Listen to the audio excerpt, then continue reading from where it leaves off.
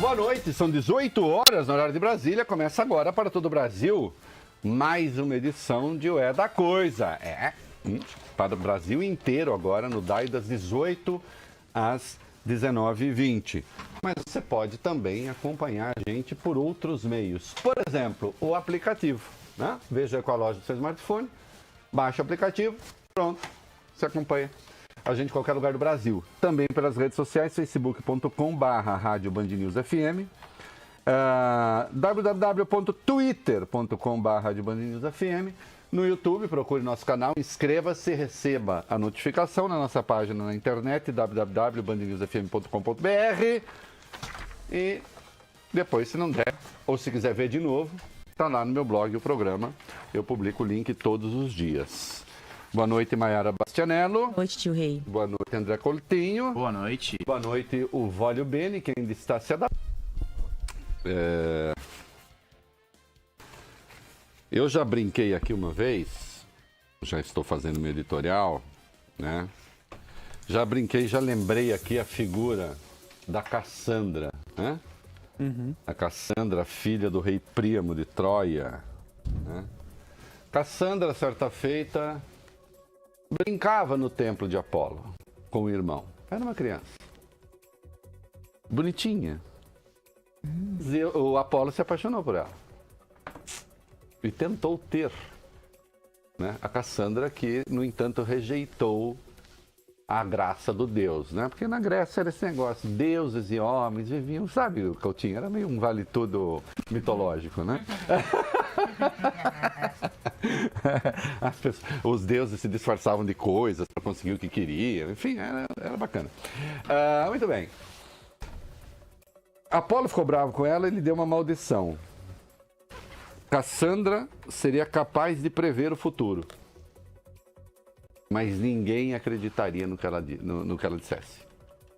Que é um desespero, né? Quer dizer, você vê o que vai acontecer e, no entanto, né? Então ela previu que Troia seria destruída porque o irmão dela resolveu sequestrar a Helena. Mas não tinha o que fazer. Vai ser destruída. Quando deixaram o cavalo na porta de Troia, ela disse, não põe o cavalo para dentro. Puseram o cavalo para dentro. Né?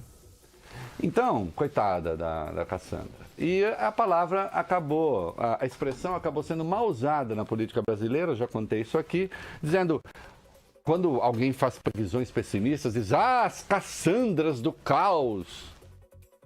Como se Cassandra fosse alguém que fizesse uma previsão ruim que não se cumprisse. Não. As previsões da Cassandra se cumpriam. É que as pessoas não tomavam as medidas protetivas para que não se chegasse a tanto. Todo mundo sabe a briga que eu comprei há muito tempo, inclusive com setores da direita, né? Alguns deles que me achavam bacana, tal, como se eu regulasse o meu pensamento segundo a aprovação ou reprovação desse grupo ou daquele. Desculpem, não é assim.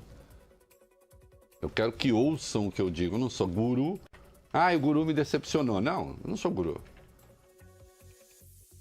E eu chamei a atenção. Cuidado que a destruição da classe política conduz o país ao abismo. Destruir a classe política é coisa diferente de combater corrupção. O combate à corrupção é necessário. A destruição da classe política é desnecessária. Mas existe destruição da classe política? Existe. Eu dou um exemplo claríssimo. Ocorrido ontem. Anteontem e ontem. Anteontem o Fernando Henrique lançou, junto com outros, aquele manifesto em defesa da União do Centro Político e tal. Minha coluna na Folha trata disso amanhã. Isso aconteceu na terça. Na quarta, a Lava Jato vazou um e-mail do Fernando Henrique para o Marcelo Debrecht pedindo doação para dois senadores, para dois candidatos ao Senado pelo PSDB. Em 2010, a doação era legal. Não há nada no e-mail do Fernando Henrique que sugira qualquer forma de ilegalidade, um e-mail assinado. Ele não mandou um e-mail para ficar escondido. Como quebraram o sigilo do Odebrecht, pegaram tudo que tem lá e não sei o que tal, foram pensar o e-mail do Fernando Henrique. Por quê? O Fernando Henrique, das lideranças tradicionais do Brasil, não tinha sido tragado pela Lava Jato, e não foi tragado pela Lava Jato. Mas é preciso colocá-lo também. Há uma destruição sistemática de todas as lideranças que governaram o país ou participaram do governo da redemocratização para cá. Né? São alvos mesmo. A ideia é, nós vamos destruir aquilo que o Zé Padilha, o cineasta, tá vendo como cineasta, o Zé Padilha é um ótimo cineasta, mas ele não é um bom pensador político. Aí, Zé Padilha, tem gente querendo destruir o que você chama mecanismo. Como? Tudo mais constante, a eleição caminha para o segundo turno entre Jair Bolsonaro e Ciro Gomes.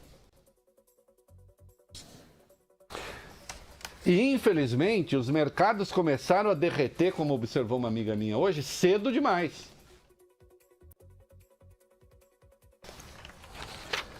Bolsa, queda de 2,98, operando a 73 mil pontos, 851. Dólar comercial, alta de 2,19%. Atenção, o comercial está sendo negociado a 3,92. Qual é o teto? Não tem. Não tem. Petrobras, queda de 3,49, porque veja a barafunda em que entrou a questão dos combustíveis no país. O acordo dos combustíveis está gerando uma cascata de notícias negativas impressionante, de problemas impressionantes, muito maiores. Eu alertei aqui para um prejuízo de 100 bilhões. Vai passar. Vai passar disso. Hã? E como é que o governo foi levado a isso? Foi levado a isso porque estava acuado, estava sozinho, não recebeu apoio. Temer não teve apoio das lideranças do Congresso. Temer não teve apoio das lideranças partidárias. Temer não teve apoio dos governadores. Temer não teve apoio dos presidenciáveis. E a própria imprensa, eu não tenho nenhum problema em criticar a imprensa. Eu faço parte dela. Né? E posso não gostar do que vejo. E próprios setores da imprensa trataram a coisa como se fosse assim: olha, hoje é quinta-feira, tá frio e as pessoas estão bloqueando as estradas. E ali contando histórias individuais, porque aí começa aquele negócio, né? Ah, o seu Joaquim comprou um caminhão. Ah, então o seu Joaquim fala, tá muito difícil. Tá... Só que a estrada está sendo bloqueada, a Constituição está sendo fraudada. Não há, nunca houve, a história não aponta. Houvesse pelo menos um bom exemplo, um exemplo virtuoso, mas não há. Assim, nós levamos a classe política ao desastre, ao colapso, e depois renasce uma coisa bonita. As pessoas acham que a política é mais ou menos assim como quando você faz uma queimada num pasto. Você queima o pasto e depois ele brota verdinho. Cuidado, não pode fazer isso muitas vezes porque você inutiliza a terra, tá? Mas assim, numa primeira, ele brota verdinho, bonito. Não. Não. Né? O carbono ali até colabora pro novo... pra graminha bonitinha. A política não é assim. E fora que os políticos não brotam, né? A gente coloca eles lá. Isso, coloca lá. Não, mas também não surgem lideranças novas. Desse caos, as lideranças que surgem não são boas lideranças. Eu estou vendo esses grupos, alguns que ajudaram a fazer, que ajudaram a botar gente na rua, no impeachment e tal. Essa coisa do voto impresso. Cismaram que a urna eletrônica representa não sei o que tal. Isso é delírios. Delírios. Apoio que deram os setores de direita, apoio à greve dos caminhoneiros. Ontem ainda eu via lideranças do ruralismo dizendo assim, não, o movimento foi justo, mas agora nós vamos pagar a conta. Mas escuta, se foi justo, você também vai pagar a conta. Quem é que vai pagar a conta? Esses caras esqueceram que o governo não fabrica dinheiro? Quando muito ele aloca, redistribui, mas ele não fabrica. Hã? Quando eu me insurgi contra este pega para capar, que não distinguia nem mesmo a natureza dos delitos, e não distingue até hoje, eu percebi o óbvio. Aí eu tenho uma rapidez que, modestamente, não sou o único, mas também não é uma coisa tão comum. Eu disse, isso é um projeto para destruir a classe política. E quando você destrói a classe política, o que você tem é um processo, atenção para a palavra, é um processo de fascistização da política. É claro, fica usando a palavra fascismo para tudo. Fascismo agora virou sinônimo de autoritarismo. Não, fascismo não é só sinônimo de autoritarismo. Né? E também, é claro, não é uma referência ao fascismo aquele havido no século passado. É uma questão de comportamento miliciano na política. Esse é o ponto. O que caracteriza o fascismo, até no seu símbolo, né? Que são aqueles feixos, né? Que estão amarradinhos, cada coisa ali é uma corporação, na verdade. São milícias. Seja milícias em sentido estrito, militar, seja milícia em sentido social, econômico, grupos. Então você deixa de mirar o interesse público, deixa de mirar o interesse da coletividade, e você pode fazer isso sendo de direita, sendo de esquerda, desde que com compromisso com a democracia. Deixa de ter isso e passa a vigorar a lei daquele que for mais forte, a lei daquele que for mais influente, a lei muitas vezes daquele que for mais bruto. Notem, olha que curioso. Isso é constatação. Constatação. Os alvos principais da Lava Jato são as figuras do centro político. Todas. Aí o Lula, atenção, nesse particular que estou dizendo, até o Lula é de centro. Não era o Lula aquele Lula que o Marcelo Bretas admirava, não. Aquele Lula era aquele... O Marcelo Bretas gostava do Lula radical, né? Do Lula de palanque. Tanto é que ele foi lá no palanque e tal. Eu estou falando do Lula que governou. O Lula que governou foi um esquerdista? Realmente, ou você redefine o que quer dizer esquerda, ou... Não. Linhas gerais e tal. O Lula é muito mais amplo do que o PT. Ele é mais aberto a alianças do que o próprio partido. E a apoios, etc. Então, o que se detonou foi a ideia do centro. E por quê? Porque o centro encarna, por excelência, a negociação política. O que é o centro? O centro... O Ciro de centro não existe, né? Porque não sei o quê, é um ponto imaginário, lembrando minha aula de geometria, né? Mas ele acredita que é à direita, né? Mas não vê centro. O centro é justamente aquele, em tese, que dialoga, o Maiara, com os extremos. E ao dialogar com os extremos, tem que buscar que ele faça concessões e que os outros também façam. As concessões são feitas na base da política, são trocas políticas que existe em qualquer lugar do mundo. Só que o Ministério Público demoniza as trocas políticas. E não apenas aquilo que é criminoso. E para encerrar, nós vimos a procuradora Groba Vieira,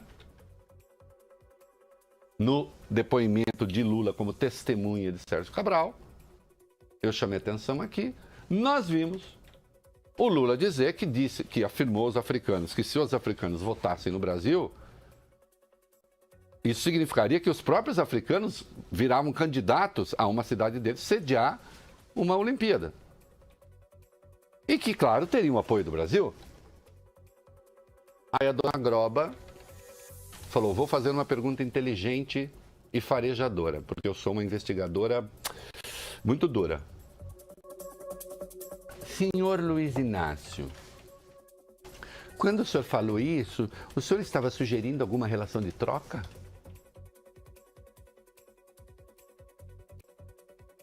Atenção, Tendo ocorrido como o Lula disse, e afinal de contas foi ele que revelou isso em depoimento, em que momento ficou a sugestão da relação de troca? 2. O que é que ele fez errado nesse particular? Isso é política. Aí no caso internacional. Hã? Só que essa gente não reconhece o Estatuto da Política. Hã? Ao contrário, para eles, política é sinônimo de safadeza, de sacanagem. E eles estão vislumbrando Ministério Público, Polícia Federal e setores do Judiciário. A essa altura, estão apostando no quanto pior, melhor. Isto não é uma opinião, é uma informação. E eles têm um candidato. E não é o Ciro Gomes. Porque imaginam que esse candidato, se eleito, vai destruir, querido Coutinho, o mecanismo e a sociedade poderá brotar do zero sob a condução de quem, Maiara? Do Ministério Público. É um projeto de poder. Ai, teoria conspiratória? Não. Não. Os fatos estão aí, evidentes. O que mais que precisa? O que mais que precisa? Você acha que é pouco? Queda da Bolsa 2,98, dólar a 3,92? Queda de investimento? Crescimento inferior a 2? Um transe político em curso em razão da greve dos caminhoneiros que contou com o apoio de 90% da sociedade, 87%, segundo a Datafolha. Inclusive com o apoio daqueles que diziam, não, estou sendo prejudicado, mas eu apoio. Né? O que foge até a um certo equilíbrio racional, um equilíbrio, digamos, a uma ecologia da economia, né? Da sobrevivência. Né? Destruam a classe política.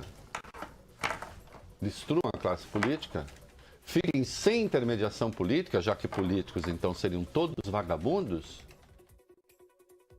E depois você fica reclamando lá na cadeia. Você vai se organizar lá na cadeia. Vai ter a chance de integrar um dos partidos do crime, quem sabe? Não é? Reclamando que, oh meu Deus, como o destino é cruel com o Brasil. Né? É isso. Né? Quem advoga o triunfo da guilhotina e da corda contra a política está botando o seu próprio pescoço na reta, está entrando na fila das execuções. Hashtag pronto, falei. O É da Coisa, na Band News FM. Fazer o quê, né? As pessoas gostam de brincar com perigo. Né? Coragem não é brincar com perigo. Isso não é coragem. Né? Brincar com perigo é burrice. Coragem é se preparar para enfrentar os perigos. Tá? E infelizmente nós não fizemos isso. Coutinho. Oi. Eu vou fazer um comercial. Sim. Tá? E aí na volta do bloco nacional, depois do seu noticiário local aí no DAI e nas redes sociais, é tudo igual para todo mundo, nós vamos ouvir os queridos ouvintes. É isso aí. Boa tarde, pessoal. Muito bem, estamos de volta no Dial, no noticiário para São Paulo, mas para todo o Brasil no aplicativo e nas redes sociais. Maiara. Eu. Você investe em petróleo? Olha a minha cara de quem investe em petróleo. Olha bem pra mim. Então vai. Reinaldo, o governo garante 3 bilhões 150 milhões de reais de arrecadação com um leilão de mais 3 blocos de pré-sal na Bacia de Santos. Um quarto bloco foi colocado à venda, mas não foi arrematado. A União prevê conseguir pouco mais de 18 bilhões de reais com leilões neste ano. Em março, o governo já havia garantido 8 bilhões de reais que devem ajudar o Planalto a ter um déficit menor nas contas públicas. O calendário da Agência Nacional do Petróleo prevê pregões do pré-sal até 2021. Olha, eu estive lendo a respeito, houve um ágio bastante substancial, né? Isto em si é uma boa notícia. Ainda vem, né, daquele ciclo virtuoso em que estávamos. Ágil de também, mais de 240%. mais de 240%. E também porque o mercado do petróleo, agora sim, aqui, você está tratando de prospecção, você está tratando de exploração. Isso é uma coisa de longo prazo e, portanto, essa coisa de longo prazo, ela, digamos assim, ela não se deixa influenciar por essas coisas de mais curto prazo, né? Então é por isso que o leilão foi tão virtuoso e continuará a ser, né? Eu insisto, nós vínhamos numa trajetória excelente, não há nenhuma razão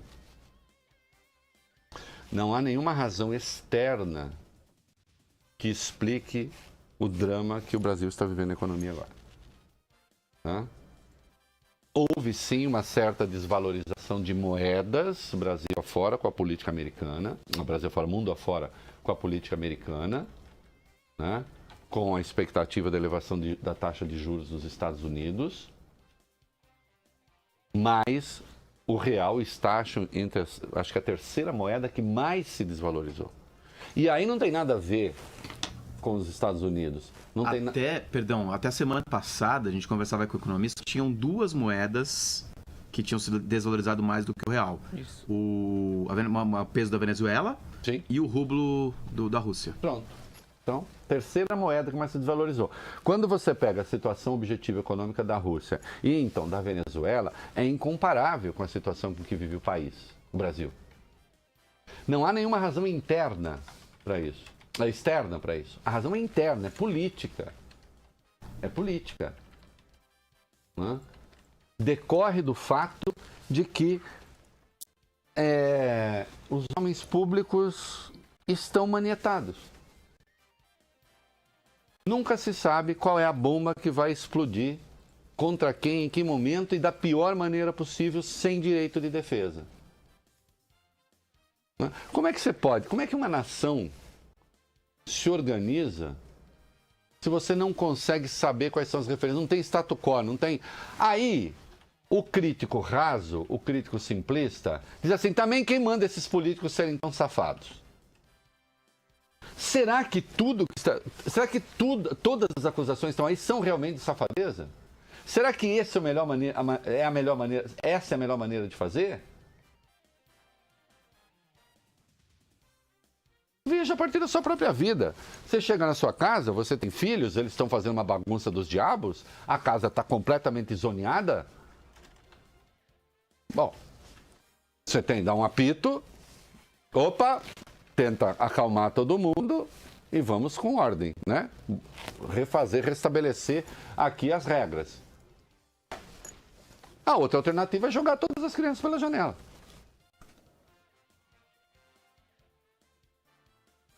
Encher de porrada todo mundo. Cortar o pescoço de todo mundo. Resolve? Resolve também. Mas e depois? Bem-vindo ao shopping. Aperte. O é da coisa. Avião sem asa, fogueira sem brasa, sou eu, assim sem você. Futebol sem bola, piu-piu sem frajola, sou eu. Não, aqui assim piu-piu tem frajola e piu-piu com frajola será enviado à Rússia. Vamos acompanhar de perto aqui. O Coutinho vai no meio lá do estádio erguer uma coisa, piu-piu com frajola. Nayara, para mandar mensagem de texto de voz para cá, etc e tal. 11 999 592 100. Muito bem. O que o povo quer saber aí, Coutinho? Oi, Reinaldo, boa noite. Oi. Boa noite, pessoal. Sobre essa questão de impostos e tributações, a gente vê muitos impostos diferentes que a gente acaba pagando e sobrepagando, porque é imposto sobre imposto e tudo mais. Qual é a opinião de vocês aí sobre a ideia que de vez em quando acaba circulando do imposto único? Valeu, boa noite. Querido, não há a menor chance disso acontecer. E também não acho uma boa ideia. Também não acho uma boa ideia porque um imposto único incidiria de maneira única sobre todas as pessoas. E realmente isso não me parece que seja uma justiça tributária sobre qualquer aspecto que se queira, inclusive segundo um ponto de vista liberal, né? Eu acho imposto único assim uma daquelas ideias simples e erradas para problemas difíceis, né? Mas nós teríamos que ter um outro país, né? O Brasil já tem, a nossa República Federativa já é, digamos, bastante particular, quer dizer, poucas são as leis realmente estaduais, né? A maioria são leis federais, tá certo? Mas ainda assim os estados conservam autonomia, né? Não ia adiantar, a menos que você vá proibir os estados de depois se articularem, não vai acontecer, ou de oferecerem subsídios, não vai acontecer. É preciso haver uma simplificação, é preciso haver uma simplificação, né? A malha tributária brasileira é um absurdo, há incidência de tributo sobre tributo, em razão até das várias esferas que às vezes aplicam a mesma natureza de tributo, isso acontece, há casos escandalosos de bitributação, o consumo é excessivamente taxado no Brasil. Agora, nunca é fácil, nunca é fácil, né?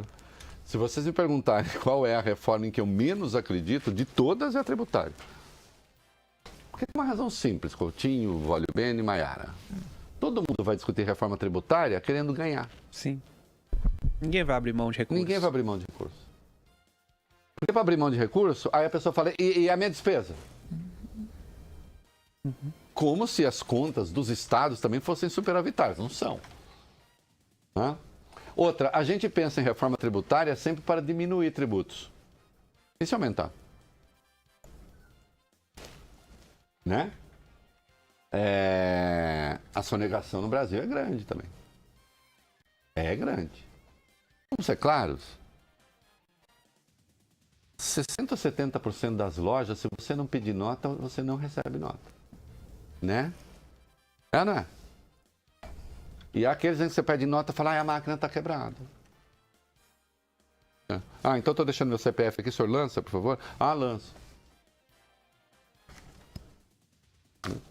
Então, imposto único parece tão bom. Aliás, assim, ele só parece tão bom porque é completamente errado, né? Não existe essa correção universal para todos os males. O que mais? Uma solução plausível a médio prazo para a questão do combustível não seria abrir a concorrência? A Petrobras poderia inclusive ter um monopólio governamental, mas com concorrência, acho que abaixaria um pouco o custo do combustível. Sim, claro. Não dá para fazer monopólio e concorrência. Tem que acabar com o monopólio do refino, que restou, e tem que ter, sim, concorrência. É um dos problemas. O que mais?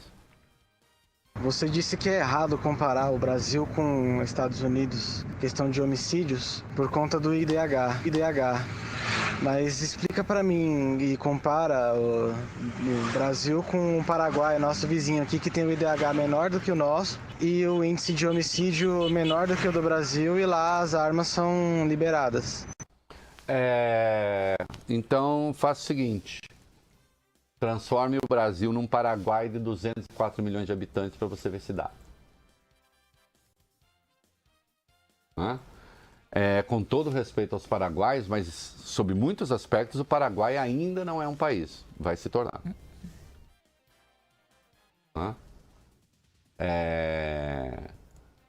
Você não pode considerar a sociedade paraguaia, sob nenhum ponto de vista, semelhante à do Brasil. Você vai pegar bolsões aqui e ali em que a arma circula e você não tem, você tem uma criminalidade menor, embora do Paraguai.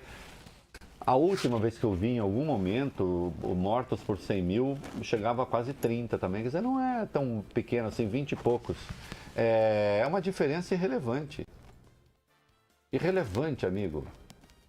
Atenção, quando você vai pensar essa questão, Presta atenção, para não ficar caindo nessas páginas de vagabundo que fica recebendo dinheiro de indústria armamentista para pregar mentira.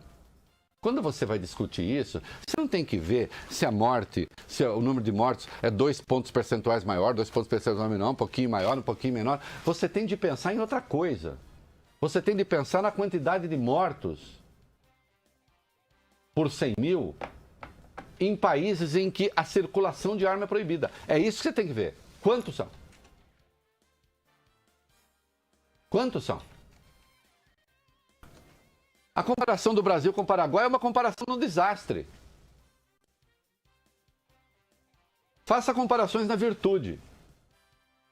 Pegue os Estados Unidos, com o IDH que tem, insisto, com mais de 5 mortos por 100 mil habitantes, pouco mais. E pegue a Alemanha com 0,7. Onde não se pode circular com arma. Ou o Japão com 0,2, onde não se pode circular com canivete. Não amostra. Se ficar amostra, vai ser tomado. E o Japão é uma ditadura? Que aí fala, ai, as ditaduras desarmam a população. Ah, o Japão deve ser uma ditadura, a Alemanha deve ser uma ditadura, a França deve ser uma ditadura, né? Portugal deve ser uma ditadura. Ora, tenha a santa paciência. Tenha a santa paciência. Essa tara das armas. Como se os Estados Unidos fossem um bom exemplo. Mas eles não são um bom exemplo. Eles são um péssimo exemplo. Péssimo exemplo para país do primeiro mundo. Qual é a dificuldade de lidar com os dados? Ah, mas mesmo assim eu quero arma. Bom, se você não aguenta ficar sem passar a mão num trabuco, meu filho, aí, assim, né? Agora, se a lei proibir, não vai passar a mão no trabuco, porra. Distinguindo sempre a posse de arma na sua casa, que é uma coisa, da circulação de arma por aí, que é outra coisa. O que mais, Coutinho? Ô, Coach, vai. Oi, Reinaldo. Boa noite, aqui é a Ana Paula. Oi, Gostaria Ana Paula. que você comentasse sobre o MP que estabeleceu recentemente o preço mínimo dos fretes para os transportes de carga. Eu acho um retrocesso, assim como o próprio CAD acha um retrocesso, e inclusive uma afronta ao princípio constitucional da livre concorrência, fora os impactos, né, que já está causando aí no orçamento das empresas em função do valor que era praticado com base nos contratos vigentes, o que foi determinado pela nova tabela. Querida, faço minhas as suas palavras. Eu já disse desde o começo que foi a marcha do atraso. Né? Infelizmente, o fato do presidente Michel Temer ter ficado isolado, sozinho, sem apoio de ninguém, o governo acuado, a sociedade apoiando, dizendo, não, é por aí mesmo, não sei o quê, tá. Gente pedindo intervenção militar. Acuado, o governo cedeu. Né? Muitos setores que apoiaram a greve simplesmente não leram a pauta. Eu insisto, eu pergunto se a base de alguns sindicatos do agronegócio não vão depor seus respectivos presidentes que apoiaram a manifestação. E de outros setores também. Estava vendo aí um sujeito do setor petroquímico dizendo, não, apoia a greve, mas pô, vai vir em cima da gente? Ah, não, em cima de você não pode, tem que vir em cima de mim.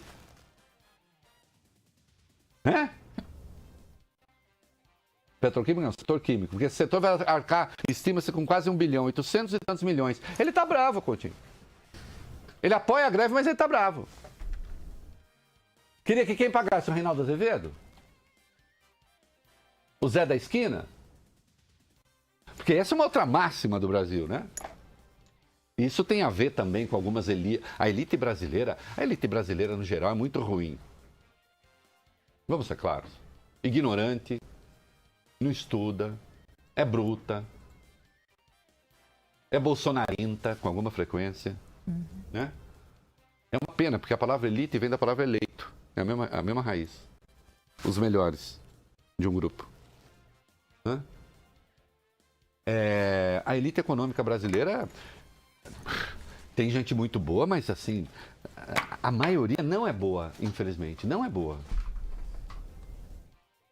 É gente que não tem nenhum pudor em achar que não deveria pagar imposto nenhum.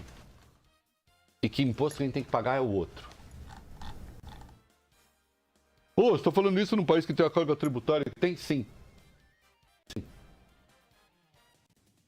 Quanto mais igualmente distribuída ela for, melhor. Ah, não, mas é que eu emprego muita gente, eu preciso ter isenção da folha de salários. Bom, mas porque você emprega muita gente, você tem isenção. Porque emprega muita gente, quer dizer que você é grande.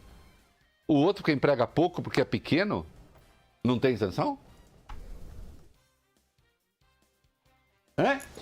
Eu tento de novo, para quem não entendeu.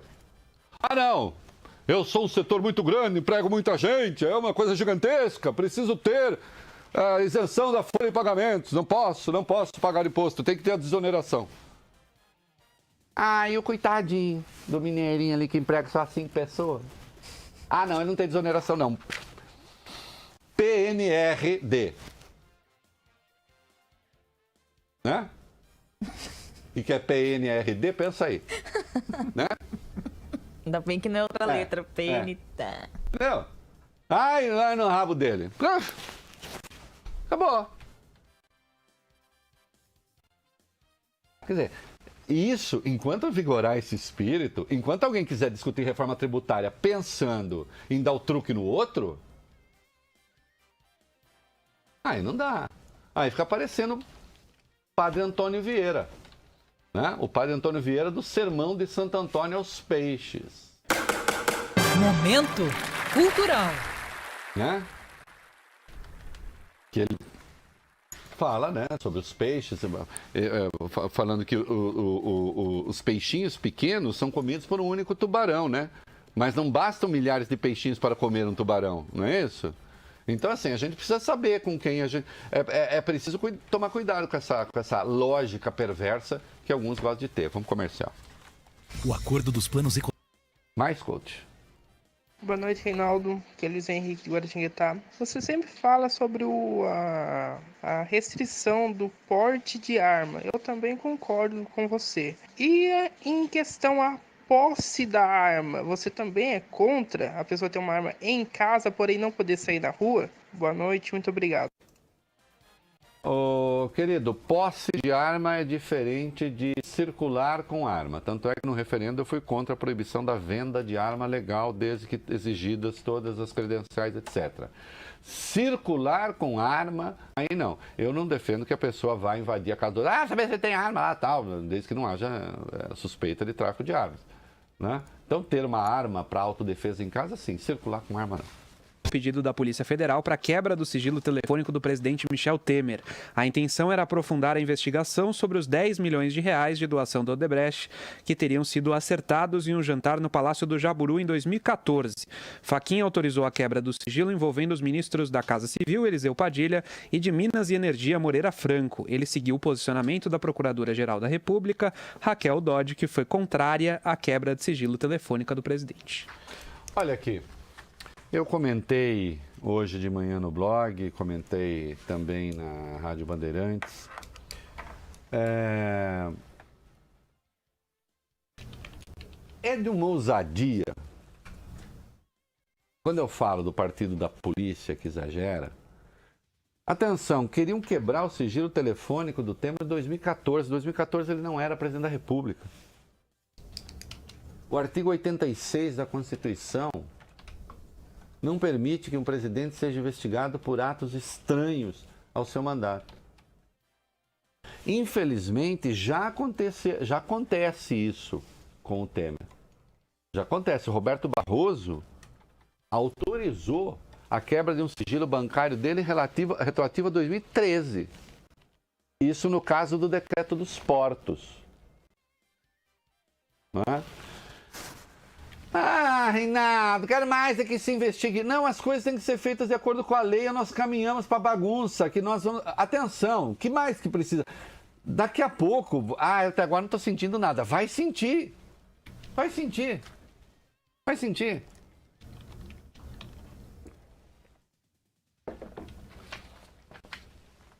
Alguns mais ou menos endinheirados aí, que vão viajar agora, já vão sentir o peso do dólar nas costas, no lombo. Hã? Daqui a pouco, a continuar assim, câmbio vira preço. Isso numa economia que já está mal. Já é maluco no mercado financeiro pregando elevação da taxa de juros. A elevação da taxa de juros com uma economia que voltou a declinar e com inflação abaixo do piso do centro da meta. Começa a maluquice, começa o círculo da maluquice. Tudo decorrente assim. Qual é a lei? A lei é essa. Não, a lei não me serve porque a lei não é o bastante para punir a corrupção.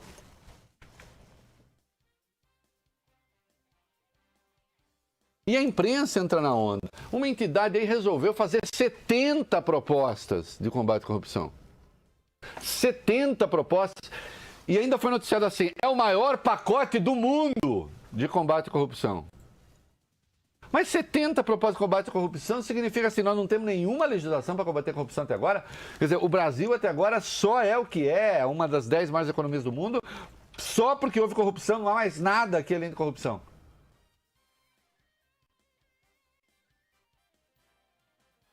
Eu comecei a ler as 70 medidas, fui lendo, fui ficando assombrado, porque você vai criar uma tal estrutura burocratizada no país que será preciso criar o poder paralelo do combate à corrupção, que não será eleito por ninguém. É um quarto poder da República, com um número de funcionários que não dá para saber, vai ter que ser muita gente.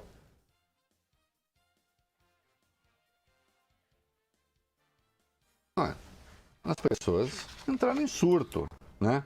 Aliás, o próprio presidente Temer, né, referindo-se a outra investigação, aquela da Rodrimar, o presidente Temer disse ontem que virou uma coisa digna de Projac, não é isso? Falou.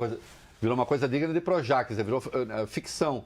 Por quê? Porque ele começou a ser investigado com o quê? Ele começou a ser investigado dizendo, olha, o presidente Temer emitiu um decreto que beneficiou a Rodrimar, vamos investigar uma empresa. Não acharam nada, Coutinho. A investigação agora virou o quê? Vamos investigar o patrimônio do Temer, para saber se ele levou dinheiro, não sei o quê, com imóveis. Mas isso estava na acusação? Não. É uma coisa nova. A gente foi investigar tal coisa, não encontrou? Então vamos investigar outra. O importante é investigar. Nós temos pessoas investigadas e não casos investigados. São os investigados da República. Isso é próprio de regime autoritário. Vocês querem que eu fale o quê? A imprensa apoia, fica cheio de jornalista lá babando nos Países Baixos dos procuradores? Pena. Eu não o farei. Eu babo na Constituição, assim, mas babo de satisfação, né? Olha a Constituição. E tem coisa nela que eu detesto, aí eu quero que mude, mas aí eu sei como é que muda. É com emenda. Eu sou assim. Né? Ô, Coutinho, nós vamos ter que fazer aquela vinheta hoje? Sim. Ou vamos ter que fazer aquela... Boa noite, aqui é o Wellington, sou de São Paulo. Você não acha que seria interessante a gente ter um imposto sobre transações financeiras? A gente conseguiria monitorar 100% das transações financeiras no Brasil, evitando assim a evasão de divisas e também o pessoal burlar o imposto de renda? Acho. Eu sei que é uma ideia que alguns liberais ficam arrepiadíssimos. Não, mas eu estou falando, faz 0,00001. Faz ser irrelevante no bolso das pessoas, mais relevante para o controle. Porque aí sim, você tem o controle. Toda transação, a transação aparece lá. Né? Não vejo mal nenhum, desde que não se use isso como instrumento de arrecadação mesmo. Né? Como foi a CPMF, durante muito tempo. Né? Então aí você não tem problema, vamos apelar a CPMF e tal. Né? Então acho que seria interessante. Né? Eu até juntaria uma proposta minha à sua. Vamos fazer isso aumentar um pouquinho o valor e botar o dinheiro na segurança pública no país que deve estar matando hoje 65 mil pessoas por ano.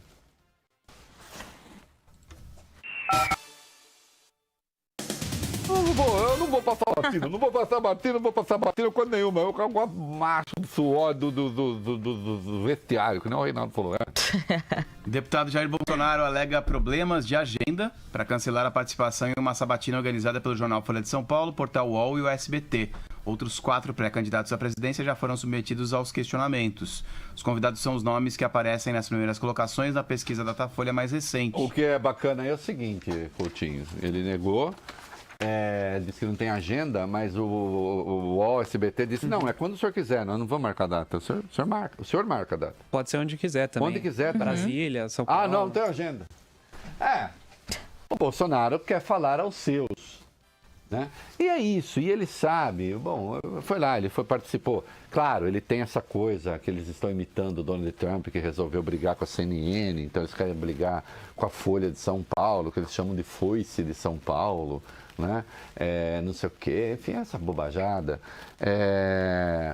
Então ele quer brigar com o UOL, com a Folha, com alguns veículos, porque o Trump fez isso nos Estados Unidos, deu certo, então vai dar certo aqui também. Ele foi a sabatina do Correio Brasiliense ontem. Teve a chance de falar sobre Petrobras, não disse nada. Teve a chance de falar sobre o preço do combustível, não disse nada. Teve a chance de falar sobre economia, não disse nada. O que ele disse de notável foi que gordo não pode ser mariquinha. Né? Então é isso, quer dizer, pelo que ele pensa, ele entra em desespero porque ele lembra que ele tem de pensar alguma coisa. Que não é só falar para aquela patuleia da internet. E lá você xinga quem quiser, e aí eles fazem vídeos dizendo Bolsonaro esmaga mais um. Né? No geral ele é ridicularizado, mas aparece Bolsonaro esmaga mais um. Né? O Bolsomito ganha mais uma, Bolsomito humilha não sei quem. Não, aí é falar com o grande público. Né?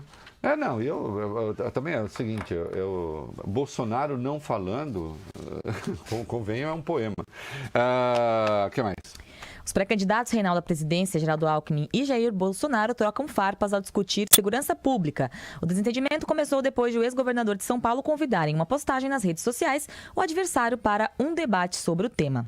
Em um evento em Aracaju, Bolsonaro rebateu e disse que o tucano pode ligar para ele quando chegar a 2 dígitos nas pesquisas de intenção de voto, ou então se ele aparecer na frente dele no estado natal de ambos, São Paulo. Antes disso, o deputado alegou não ter tempo para ficar discutindo essas coisas com o ex-governador. Imagina, tempo para ficar discutindo segurança pública lá, o Bolsonaro tem tempo, tal, é a resposta grosseira. O outro está na disputa, é isso, da segurança pública. Os números de São Paulo, por que os números de São Paulo são o que são? Por que São Paulo tem a menor mortandade por 100 mil habitantes do Brasil? O que houve de certo na política pública empreendida aqui? O Bolsonaro foi o Bolsonaro, deputado eleito pelo Rio de Janeiro. Olha a situação dramática do Rio. O que foi que o Bolsonaro fez em favor da segurança pública do Rio, em favor do Rio de Janeiro, nesses 30 e tantos anos que é deputado? Ele não quer, não, quando chegar 2 dias, fala comigo, tal, arrogante. É isso. Você ficou irritado? Eu também teria ficado. Sim, o ex-presidente Fernando Henrique Cardoso afirma estar preocupado com as eleições desse ano e diz temer que a disputa se transforme em um protesto contra tudo isso que está aí. Declarou ao jornal O Globo que, como o povo está com raiva da classe política, não será fácil convencer a população a escolher um candidato tradicional, o que aumentaria o risco de autoritários e demagogos irem para o segundo turno. FHC ainda não excluiu a possibilidade de uma aliança entre o representante do partido dele, o PSDB, Geraldo Alckmin, com a ex-ministra Marina Silva na corrida à presidência. Olha, evidentemente, e ficou irritado com o vazamento que teve dela. Evidentemente, desculpe, não acredito, não vejo a menor possibilidade de isso acontecer, né? Acho até que assim, eu diria, não deixa de ser o delírio de um homem civilizado que quer unir as pessoas que pensam coisas mais ou menos diferentes, mas não há caminho. Tchau, até amanhã. Beijinhos. Amanhã continuamos aqui, firmes. Coluneta na Folha. Hoje tá fazendo sucesso, tá uma coluna mais linda, tá dando barulho. Aí as pessoas reclamam. Ai, olha o que ele está falando, tal. Né? Teve até um bolsonarista que disse assim, é isso mesmo, nós vamos fazer campanha com isso que você falou. Eu disse, ótimo, façam, eu acho perfeito. Né? Por quê? É a minha coluna hoje da Folha, que será o editorial, de vez em quando eu faço isso. Até porque ela está muito boa, Vale Bene, muito boa. Amplos setores do Ministério Público Federal e da Polícia Federal tem seu candidato à presidência, Jair Bolsonaro. Sim. Isso não é uma opinião, tá? Não estou dando uma opinião. Eu sou da opinião de que? Não. Eu estou passando para vocês uma informação. É um fato. Falemos um pouco do meio ambiente que gera essa aberração. Essa que eu chamei de teratologia moral. O que é uma teratologia? O que é uma reação teratológica? A reação teratológica é quando há um defeito genético numa determinada planta, num determinado ser e gera um monstrengo. Né? Às vezes até para o bem. Em algum lugar eu li, na vida, não sei onde, mas tem um cajueiro gigantesco. Lá em Natal, no Rio Grande do Norte. Acho que é Natal, Mas é um cajueiro enorme. É descomunal. E é uma derivação teratológica. Teve uma mudança genética ali. Né? E gerou um cajueiro bonito. Mas geralmente a teratologia não é boa, não. Viu? Não, eu tive um teratoma, tive que tirar. Gera monstrengos. Uhum. A Maiara da série Thanks for Sharing. Verdade, não. Eu tive um teratoma, ué. Maior cajueiro do mundo. Maior cajueiro do mundo. 80 mil cajus por safra, 2,5 toneladas de fruta. Procura aí, então, no Google. Em algum lugar eu li, juro. Eu não sei como eu sei, mas eu sei. Tem cajueiro, põe derivação teratológica, teratologia e tal. Se encontrar, você me fala. Vamos começar de novo. Amplos setores do MPF e da PF têm seu candidato à presidência, Jair Bolsonaro. Isso não é uma opinião, é um fato. Falemos um pouco do meio ambiente que gera essa aberração, essa teratologia moral. Não foi sem estoica melancolia contida, né? Nada exagerada, numa referência ao filósofo Sêneca, o maior estoico conhecido. O estoicismo é bacana, o Coutinho diz assim, o mundo é o mundo, não sofra, né? E aceite o que vem. Acabou. É isso. Né? Eles não são nem otimistas nem pessimistas, eles são frios. Né? É isso, compassivos. Né? Jamais agressivos. Na minha cabeça isso soa desespero, né? Não é desespero, é assim. O Sêneca, por exemplo, eu entendo, foi condenado à morte, ele disse, tá bom, foi lá e abriu as veias. Não foi sem estoica melancolia que li o manifesto assinado de saída por Cristóvão Buarque, Fernando Henrique Cardoso, Marcos Pestana e Luiz Nunes Ferreira, que faz a defesa de um, aspas, projeto nacional que, aspas, a um só tempo dê conta de inaugurar um novo ciclo de desenvolvimento social e econômico e afaste um horizonte nebuloso de confrontação entre populismos radicais, autoritários e anacrônicos. Isso está lá no texto. O texto é bom, é desejável que democratas e reformistas tentem conjurar, tentem se livrar, né? Tentem conjurar os reacionarismos opostos e combinados da esquerda e da extrema-direita, que impõem desde já sua agenda. O acordo celebrado pelo governo com os ditos caminhoneiros é uma ode ao atraso, ao corporativismo e ao cartorialismo. Como foi possível? Como foi possível isso acontecer? Eu explico. O presidente ficou sozinho. Como num conto de Lígia Fagundes Telles, vivos e mortos desertaram todos. Isso é uma expressão do conto da Lígia Fagundes Telles, que se chama, atenção, Momento Cultural. Um conto chamado Venha Ver o Pôr do Sol. Vocês encontram na internet, é bacana. Bacanão o conto. Venha Ver o Pôr do Sol. Hã? É o seguinte, o Vale Bem. O sujeito é apaixonado por uma mulher, mas ela o abandona. Ele não se conforma. Aí eu não vou contar, mas leiam lá. Aí ele fala assim, olha, eu vou te mostrar o mais belo pôr do sol do mundo. É num cemitério. Né? Aí não vou contar o que acontece lá, não. Né? Mas chama Venha Ver o Pôr do Sol. Não, eu conto até isso. Quando chegou o túmulo X... Alerta de spoiler, não? Não. Quando chegou o túmulo X, aí a narradora aponta que o túmulo estava abandonado. Mesmo aquelas plantinhas que costumam ter em túmulos não estavam lá, aquelas plantinhas perdidas, né? E aí, quando ela constata que é tudo seco, tudo árido, tudo, né? Aí ela diz assim, vivos e mortos desertaram todos. Né? Ali não era nem a morada dos mortos, porque não era nem a morada da memória. Belo conto da Lígia Fagundes Telles. E chama Venha Ver o Pôr do Sol. Sabe o verbo que indica o pôr do sol em latim? Qual que é? Momento cultural. Occidere. Aí originou o caso? O caso, que é ocidente. O ocidente não é onde o sol se põe, no lado Nunca ocidental. pensei nisso, eu nunca liguei. O sol nasce no lado oriental, onde ele se levanta e ele Olha. cai no ocidente. E vem daí a palavra justamente ocaso, queda, declínio. Né? Falo isso porque se você ler o conto você vai entender. Venha ver o pôr do sol, ocidente, occidere, decai. O presidente ficou sozinho. Como não conta Lígia Fagundes Telles, vivos e mortos desertaram todos. Os líderes do Congresso, os governadores, os presidenciáveis sumiram, o Coutinho. Boa parte da imprensa assistiu a práticas terroristas, como quem diz, hoje é sexta-feira, dia 8 de junho, faz frio.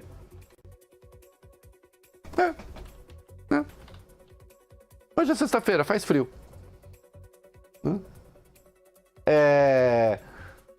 Não se deram conta, né, da gravidade da coisa. Aliás, essa expressão, eu tenho que dizer, eu tomei emprestada também de um livro chamado Homens Sem Qualidades, do Musil, que todo mundo tem de ler.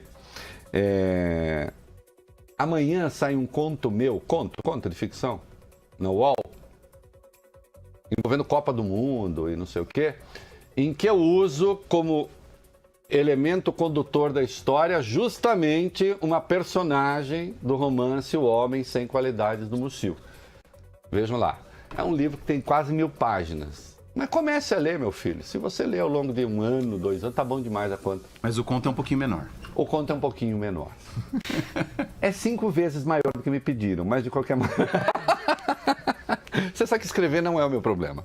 Eu sento e escrevo. Sem sofrimento. Mas... Eu te falei, eu li o seu conto 2 vezes, né? Em 2 situações diferentes. Muito bem. Boa parte da imprensa assistiu a práticas terroristas, como quem diz, hoje é sexta-feira, dia 8 de junho, e faz frio. PT, seus cronistas, Ciro e afins aproveitaram a deixa. Vejam o que dá o golpismo. Bom, o raciocínio é asnal, né? Porque fica parecendo que... né, o que aconteceu aí é derivado do fato de que as pessoas estão insatisfeitas porque o Temer derrubou na cabeça deles a Dilma. Não, não foi. Até porque boa parte do movimento grevista foi promovido por forças que ajudaram a derrubar a Dilma também. A análise do PT é equivocada. Agora, que eles tentem surfar na onda é outra coisa. Melancólico no que respeita ao manifesto, aquele dos bons... É o vazio a que o texto foi relegado. Seria a nossa versão do compromisso histórico.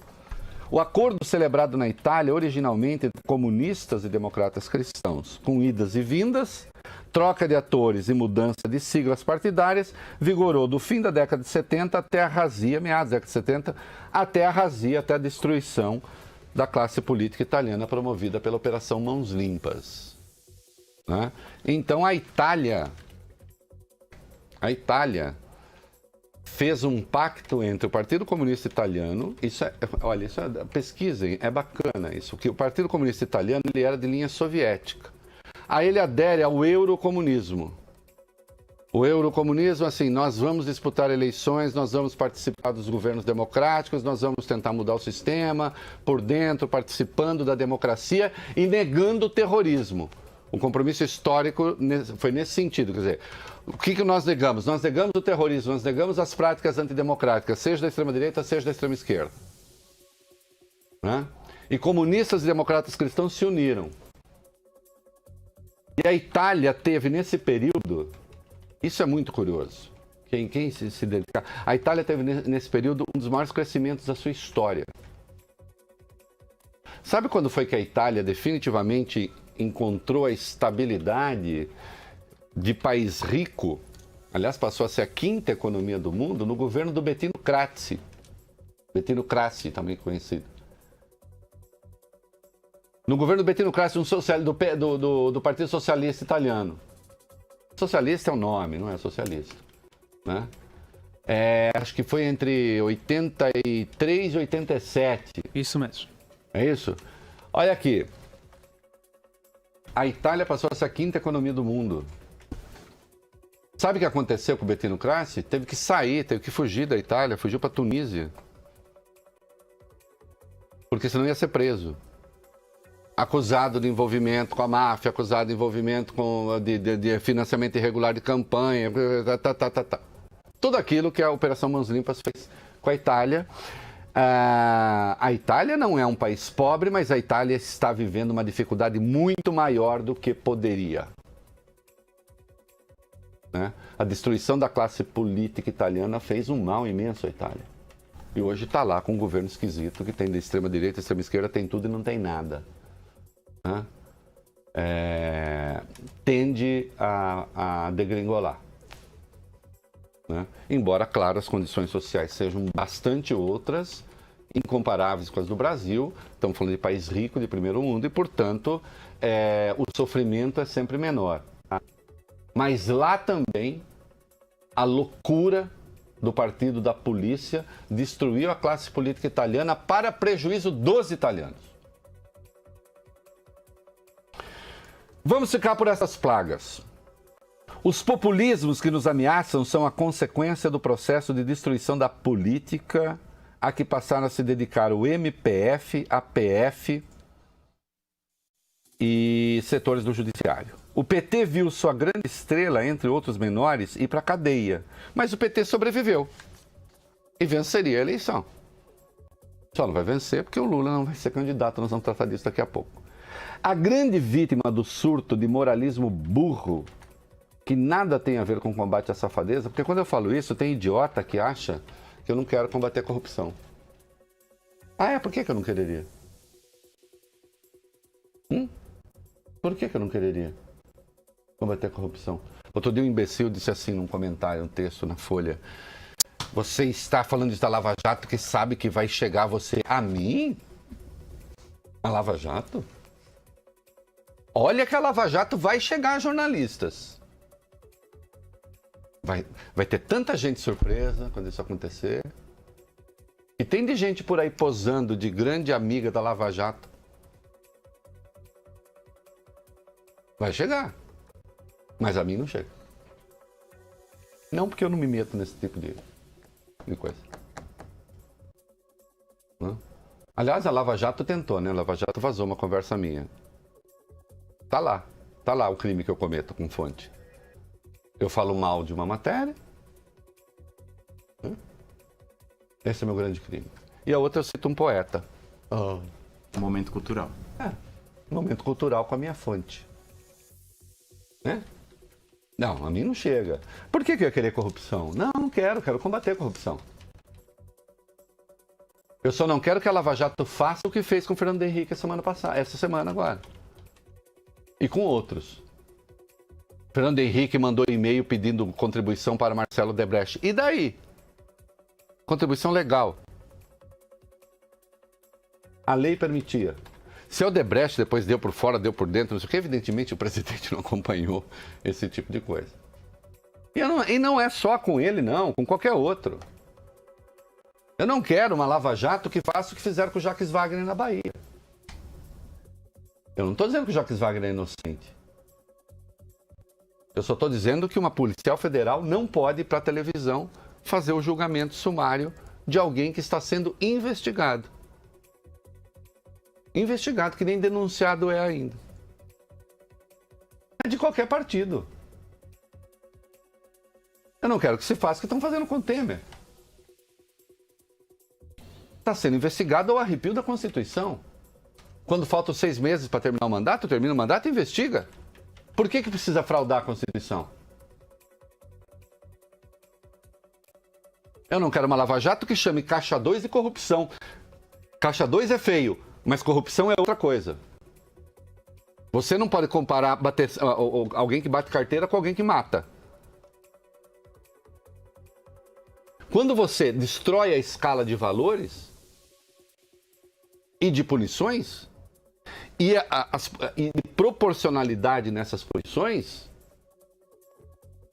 Acontece o que está acontecendo no Brasil. O brasileiro hoje, a esmagadora maioria, não acredita na política. Ao contrário, acha que a política é o ambiente da safadeza e ponto. E aí, presta atenção numa coisa. Preste atenção em grupos organizados na internet. Em algumas figuras que têm destaque na internet.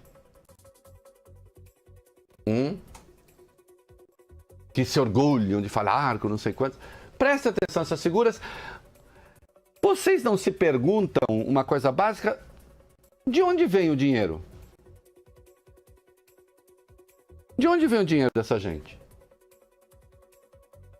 Manter aquilo tudo no ar, aquelas coisas, aquilo custa dinheiro. Quem paga? Quem paga Reinaldo Azevedo? Eu conto. A Folha de São Paulo, o Grupo Bandeirantes e a Rede TV. Nesse caso, com 2 contratos, que tem um do blog e outro da... É quem me paga. A Receita sabe disso. Pode escarafunchar pelo avesso. É quem me paga. Agora, quem paga esses caras? Ah, não sou obrigado a dizer que a doação... você então é livre como um táxi, né? E nada de demérito no táxi. Só méritos. Mas a pessoa está trabalhando. Você diz, eu quero ir para tal lugar. Pois não. Deve-se fazê-lo com toda a elegância, urbanidade e bom papo possível, como eu tenho com os taxistas que trabalham comigo. Mas é um trabalho. Só que a fonte é conhecida também, diferente desses caras. Eu só falei livre como um táxi, porque o táxi é livre, mas ele é livre para levar a pessoa onde a pessoa quer, né? Quer dizer, o taxista não diz assim, não, eu acho que o seu caminho hoje é outro. Não. Né? Agora, de qualquer modo, é uma relação clara, conhecida. A propósito, um abraço pro Johnny, pro Fabrício e pro seu Antônio, taxistas. Quer dizer, o meu contrato, minha combinação é com o Johnny, mas quando o Johnny não pode, tem esses outros 2 também. Tal. Táxis bacanas, limpos, perfumados e tal. E preço normal. Né? É assim que eu gosto. E o Reinaldo chega e fala, veio com quem? Vim com o Johnny. Vim com o Johnny. Então, quando ele falou Johnny, um abraço pro Johnny, falei, nossa, mano, um abraço pro presidente, né, da empresa e tal. Entendeu? Você acha? Mas nessa altura, né? Essa altura eu não posso me... de quem te essa altura eu paga. não posso me privar, né? Johnny Sade, um abraço. É claro, um abraço de todos nós. Imagina, o cara vai puxar o saco do patrão no ar, né? Ai, Johnny Sade, sei lá, tá falando de quem te paga. Ele falou assim, aliás, um abraço pro Johnny. O Johnny é o presidente da De qualquer empresa. modo, o Johnny sempre de uma cordialidade com certeza. extrema comigo, de uma lianeza impressionante, enfim, uma relação absolutamente boa, né? Um abraço para ele também, mas eu estava dando abraço para o Johnny que me traz. A grande vítima do surto de moralismo burro, que nada tem a ver com combate à safadeza, é o centro político. A razão é simples, é ele o protagonista por excelência da política, e a metafísica influente diz que a política é a mãe da corrupção. Observe que os alvos da operação são as principais lideranças que governaram o país da redemocratização para cá. Vocês perceberam isso? E que fique claro, eu estou incluindo o Lula nesse grupo. Porque o Lula, como figura política, ele não é um esquerdista, extremista individualmente, ele é um centrista. Basta ver os partidos que governaram com ele. PP é de esquerda? PPR é de esquerda? O próprio PMDB, que foi a base também do governo, é de esquerda? O PRB é de esquerda? Não. Notórios direitistas estavam com o Lula. Então, ele, como figura pública, como presidente, ele não foi um extremista. Então você gosta das coisas que o PT fez? Não, detesto. Detesto. Capitalismo de cartório, não gosto. Eleger campeões nacionais, dar subsídio aqui, dar subsídio ali, tudo ruim. Nesse particular. Fez coisas boas? Também fez coisas boas também. mas extremista não foi. Vamos ao fio original desse texto, né? Que é um texto, originalmente. Né? Gente que conhece o MPF, Ministério Público Federal, por dentro e pelo avesso, assegura que os Torquemadas, Torquemada, uma referência ao inquisidor, né, da Espanha, né, no reinado de Isabel a Católica, né, que botava para quebrar, viu?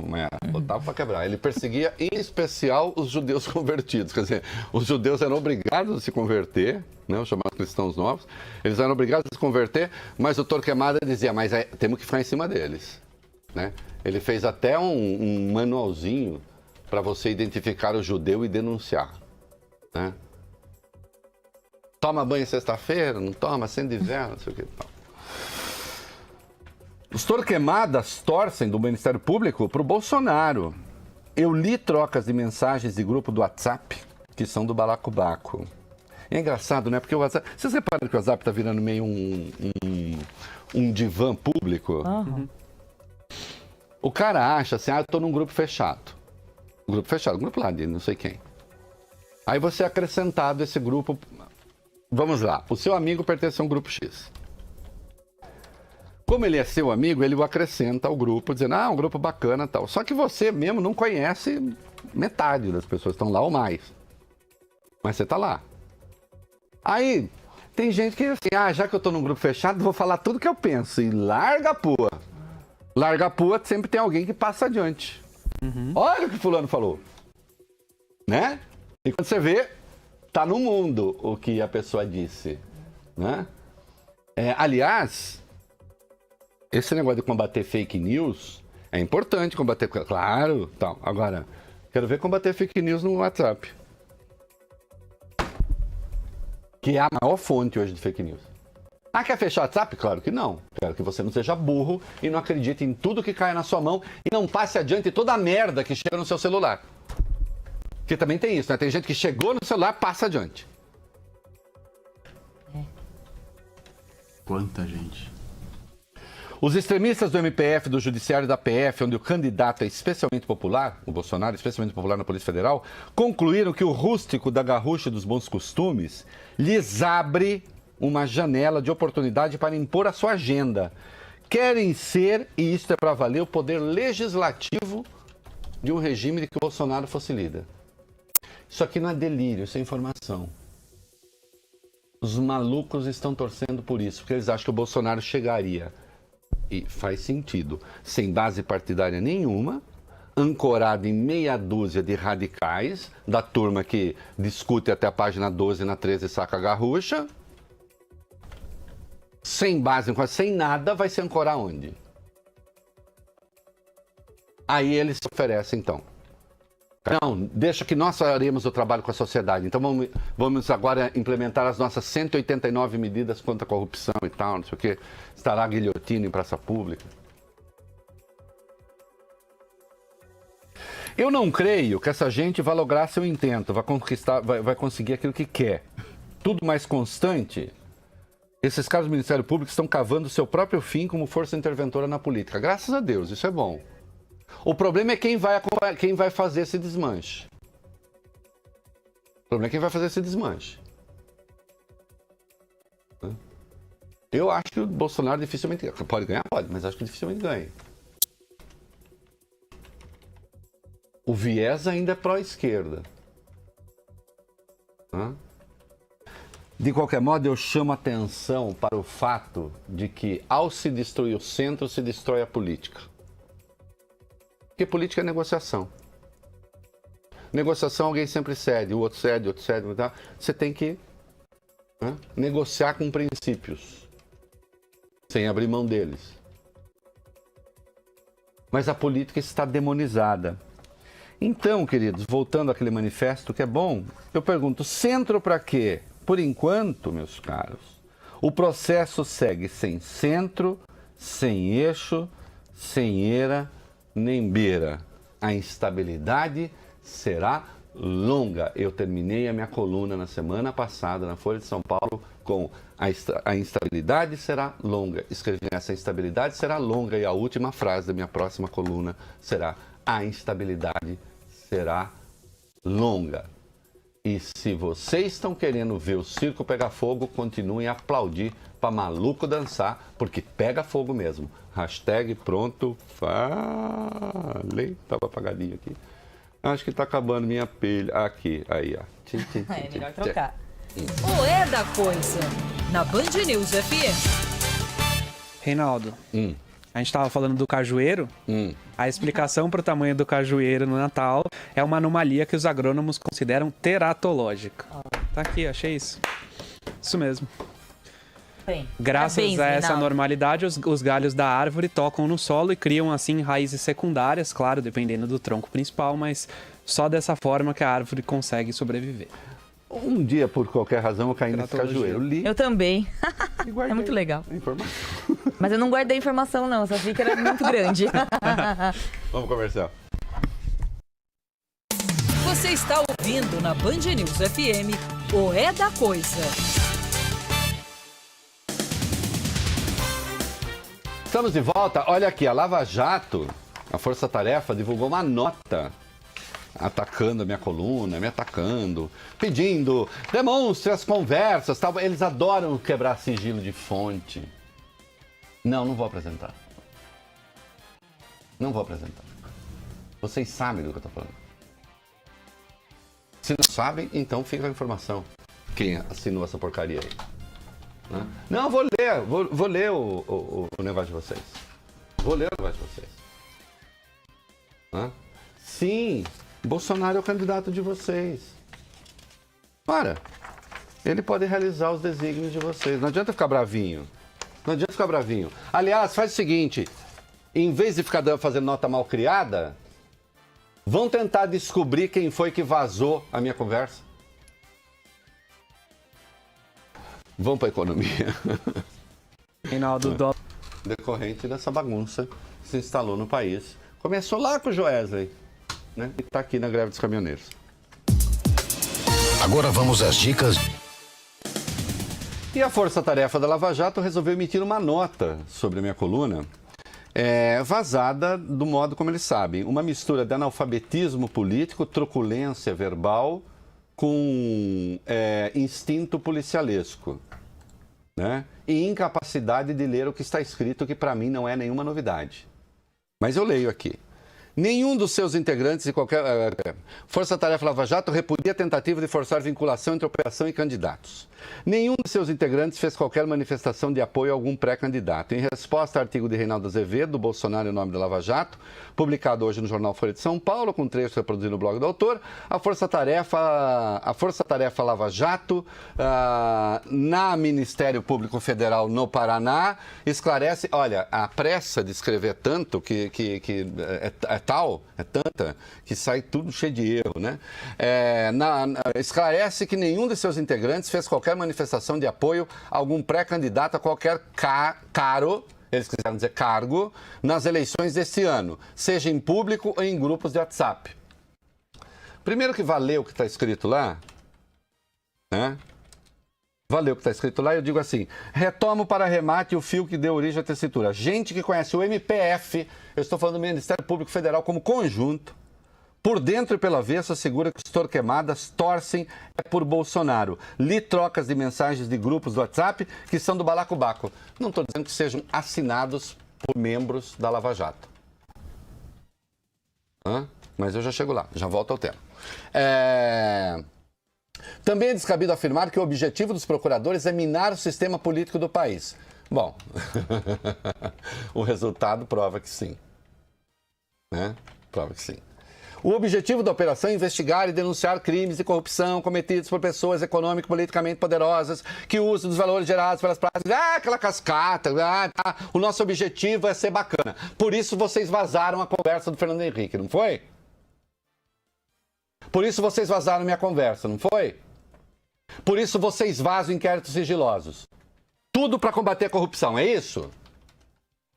Por isso vocês não saem do WhatsApp ofendendo autoridades, jornalistas e o diabo. ministros do Supremo, presidente da República. É por isso, né? Não sei, o Deltan Dallagnol que assina isso aqui, não sei se é o menino maluquinho que assina. A vontade popular do abuso de poder econômico. Cair nessa conversa, caia quem quiser. Ah, vocês fizeram coisas positivas? Fizeram, nunca neguei. Nunca neguei. Seria importante que o autor, para que não seja acusado de irresponsabilidade, leviandade ou falta de técnica jornalística, ser acusado por quem? Por vocês? Por vocês?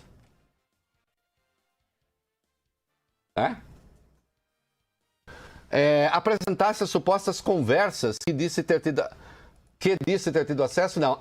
Que disse ter tido acesso. Eu não gosto de gente que tem curso universitário, que exerce poder, que destrói a República se quiser e que é incapaz de usar a língua portuguesa de um modo minimamente alfabetizado. Essa nota, além de tudo, é analfabeta. Gente que não consegue estabelecer relações entre orações e tal, pensa mal. Para esse ofício, ao menos. Não, eu não vou mostrar. Vocês estão acostumados a quebrar sigilo, né? Vocês estão acostumados a desrespeitar a Constituição, sigilo de fonte, não é isso? Não é a prática corriqueira de vocês? Quando vazaram minha conversa, não foi isso que vocês disseram? Aliás, ô Dallagnol, por que você não vai lá pedir para investigar o vazamento da minha conversa?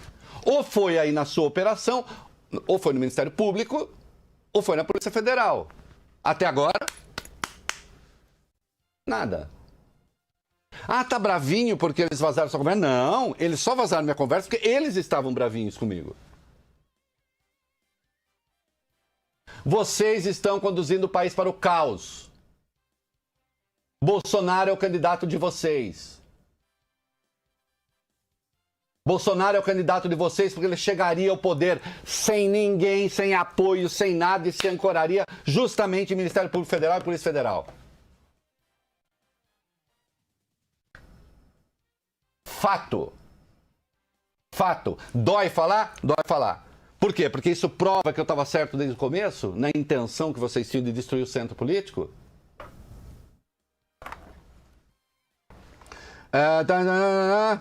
Se não o fizer, deixa claro que fez tais afirmações somente com a intenção de confundir a opinião pública, tentando vincular todo trabalho estritamente técnica. Isso aqui foi redigido por algum turco que está aprendendo português? Que eles costumam, ou árabe, porque eles costumam inverter os gêneros, né?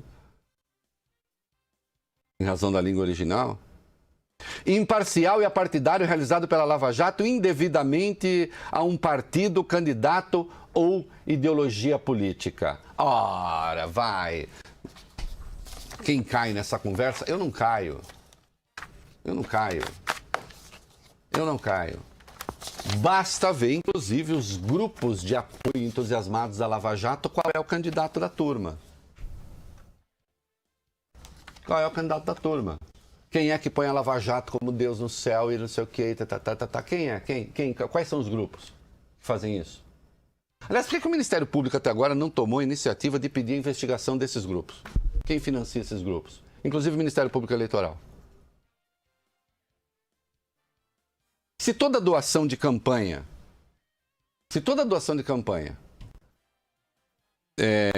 tem de ser pública, doação pública, se o financiamento de campanha é financiamento público com doações de pessoas privadas, essas pessoas são conhecidas. Tem que ter CPF. Esses grupos que estão aí, quem os financia? Por que vocês não vão atrás disso? Será que não tem caixa 2 aí? Será que não tem sacanagem aí? Será que não tem roubalheira aí? É duro falar assim? Pois é. Que coisa, né? Que coisa. Não, eu vou publicar a nota de vocês na íntegra e como está. Né? Na íntegra e como está. Porque ela frauda também a língua portuguesa. Mostra as conversas. Mostrar conversa para que vocês mapeiem quem passou? tá achando o quê? Não vou mostrar nada. Até porque eu não tô acusando vocês de crime nenhum, tô? Tô acusando você de algum crime? Hein? Não, né? Tá achando que tá lidando com idiota? Comigo não. Ô, Dallagnol, eu conheço a Constituição melhor do que você. Aliás, eu acho que você não conhece. Ou não faria certas afirmações. Você, Carlos Fernando e outros amiguinhos radicais. Né? É muito fácil falar desse ponto de vista confortável em que até um ex-procurador é investigado em sigilo, em investigação especial no Ministério Público, como é o caso do Marcelo Miller. Envolvido no caso Joesley, que ajudou a jogar o Brasil na bagunça. Pra cima de mim, não, garoto. Vai comer feijão primeiro. Que horas são, hein? Eu tô sem relógio, 18h. Vou fazer comercial, Coutinho. Não, aqui Pipiu tem frajola e para mandar mensagem de texto de voz para cá, qual o número?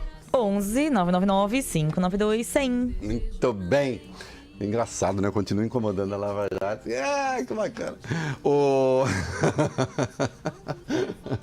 Vem cá. Coutinho. Oi. O que o povo quer saber aí? Vamos lá. Aqui é o Ronaldo de Cotia. Na sua opinião, os governos petistas foram de esquerda ou de centro, na verdade? Um abraço. Ai, querido, depende. Como diria Didi Mocó, São Reserva Mufumbo, aí varia.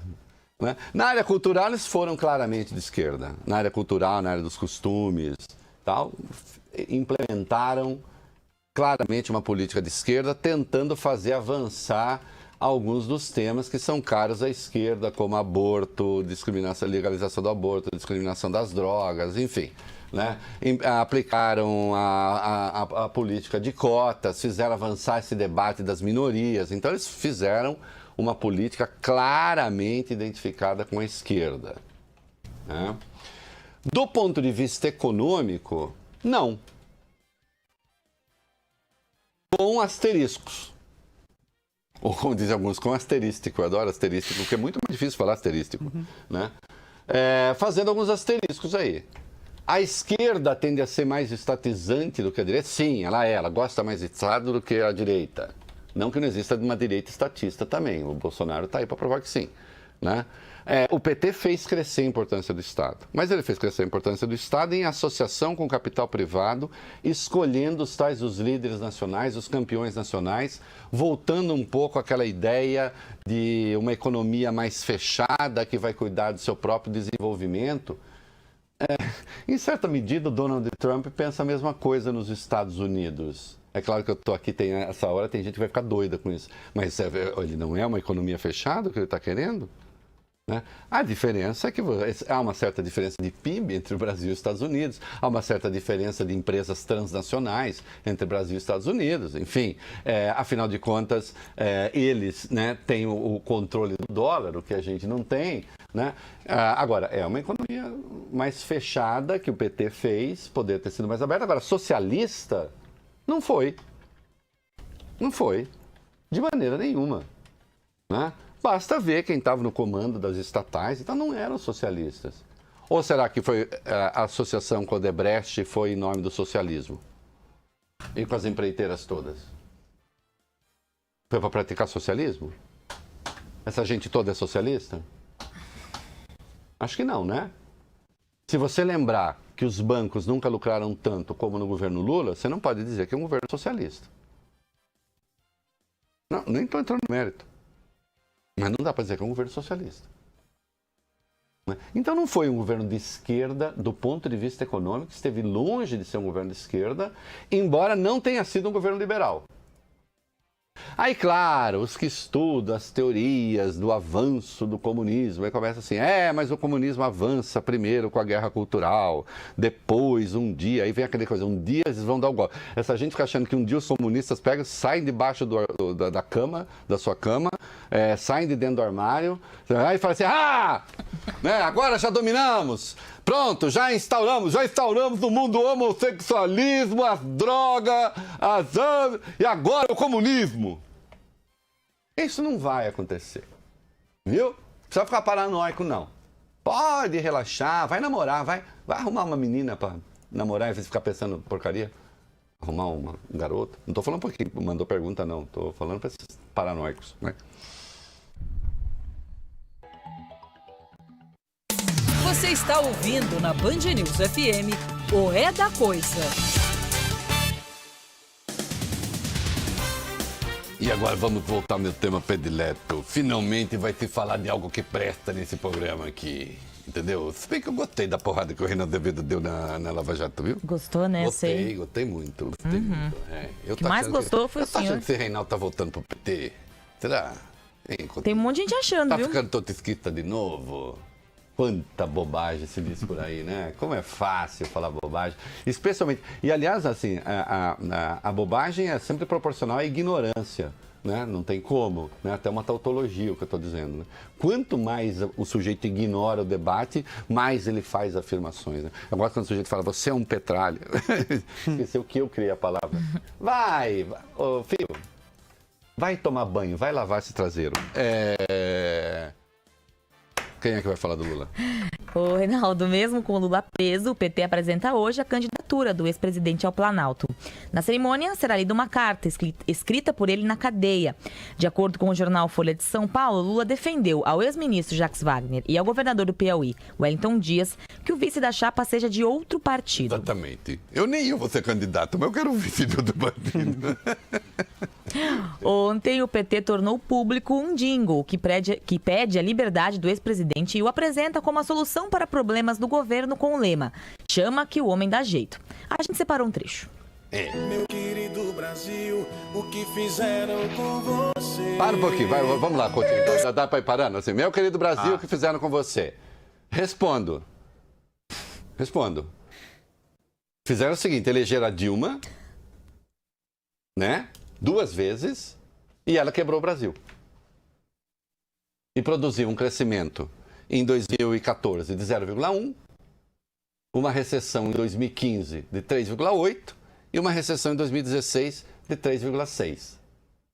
Meu querido Brasil, o que fizeram com você? E levou o país para a pior recessão de sua história. Obra do PT. Vai, continua. Sofrendo tanto por te ver assim, e por todo canto o choro é o lamento de um coração que grita em sofrimento. Essa tristeza, meu povo, vai ter fim. Bom, esse é um clássico, volta ao Lula da campanha de 2002. Eles estão um pouco com a coisa de 2002. Então, nós temos um povo sofrido, um povo de deserdados, de miseráveis, de desassistidos. Ninguém liga para eles. Mas o amanhã virá sorridente. O amanhã virá sorridente e virá pelas mãos de um demiurgo, de um homem capaz de entender o mundo de uma forma superior a qualquer outro homem. Literalmente o salvador da pátria. O salvador da pátria que nos acena como a idade do ouro. Essa expressão é praticamente literal de um livro que eu já citei aqui. Momento cultural. Mitos e mitologias políticas do Raul Girardet. Girardet. Tem tradução, ainda está em catálogo, bonitinho. Né? É isso. Está tudo ali. Né? E o Girardet ele estabelece, então tem assim, o Salvador, ele promete ter dado ouro, ele diz haver uma conspiração contra a pátria. Necessariamente, no caso do Lula, não é uma conspiração contra a pátria, é uma conspiração contra os pobres. Pela qual o PT não responde. Né? Que importa que os indicadores econômicos hoje estejam muito melhores do que os indicadores econômicos da Dilma? Aliás, está aí o desastre que a direita chucra fez com o Brasil quando entrou nessa também de atacar o governo Temer e não sei o quê. Que deu ao PT esse discurso. Deu ao PT o discurso e falou assim, tá vendo? Olha o que aconteceu. Olha o que aconteceu. Como se o que aconteceu não tivesse sido provocado por eles. Ah, Reinaldo, mas eu achei que você fosse petista, agora você está criticando. Tem que ter cabeça complexa. O que eu vou fazer? Tem que sambar para entender o debate. Hã? Eu não estou em defesa disso aqui, eu estou em defesa da política como instrumento de resolução de conflitos, senão sobra porrada. Hã? Mais um pouquinho da música. Olha lá, aquela estrela que tentaram apagar. Não se apaga, não se rende. É o brilho dos olhos da gente. Olha ela lá, olha lá. Uma ideia ninguém pode aprisionar. Olha aqui. Eu vou voltar a falar dessa campanha, mas antes o Coutinho tem uma mensagem. 7 horas em ponto. Ficaremos por mais 20 minutos aqui com o É da Coisa. A Voz do Brasil vai ser exibida às 8h30 da noite para toda a rede Band News FM, com exceção dos ouvintes do Rio de Janeiro que ficam com a Voz do Brasil, por imposição da lei, às 9 horas da noite. Você está ouvindo na Band News FM o É da Coisa. Muito bem. Olha aqui, estava falando o jingle da campanha do Lula, tal. É uma coisa bem feita, é esperta, entendeu? Tecnicamente, é muito boa a peça. Sorry. Porque depois funciona e fala, mas como pode? A música é boa. A música é boa atendendo a seus desígnios. É isso que eu quis dizer. Entendeu? Como quando você reconhece que um time de um jogador adversário, um jogador de um time adversário, você fala assim, esse cara é bom, queria ele no meu time. Tecnicamente ele é bom, mas tá jogando pro outro. O Dingo é bom. O Dingo é boa, a pegada é boa, é esperta, é tudo mentira. Que saímos do paraíso e fomos para o desastre porque o PT saiu do poder, é mentira. Foi o PT que nos ofereceu o desastre. E não se poderia ter dado a eles esse discurso. A direita chúcara deu. A Lava Jato, essa que está aí, deu a eles esse discurso também. Atenção, Dona Leão, eu não estou dizendo que você é petista ao mesmo tempo que é bolsonarista. Eu estou dizendo que você odeia a política. E esse ódio à política que você e os seus levaram adiante, recuperaram o PT. Porque já que para vocês tudo é crime, tudo é igual e tudo é vagabundo, se todo mundo é igual, Dallagnol, o Lula é melhor. Mas é claro que vocês não querem um partido estruturado como o PT no poder. Vocês preferem um desestruturado. Um destrambelhado. Porque o destrambelhado terá de se ancorar em alguma coisa. Em vocês. Hein?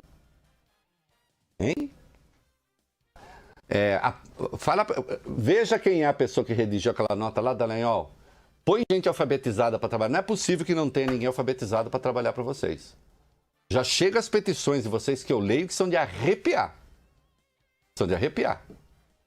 Vocês não destroem menos a língua portuguesa do que destroem o Estado de Direito. Filho. Que nós falamos tudo.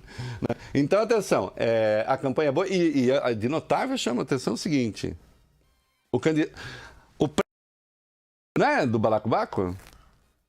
Isso diz muita coisa sobre o momento que vivemos. Quem lança primeiro a peça publicitária? O presidiário. Porque lá tá tudo resolvido. Tá com tempo também. A piada é boa, tá com tempo. Só que não é ele lá que faz, né? É o partido. Existe um partido. Sim, claro. Existe um partido. Existe um partido que obedece a comando. O comando fala, os outros obedecem. Existe uma relação de subordinação, de hierarquia. Essas coisas têm de existir nos partidos. Tá aí a campanha já. Enquanto isso o Rodrigo Maia está dizendo, não quero, União do Centro, onde já se viu e tal.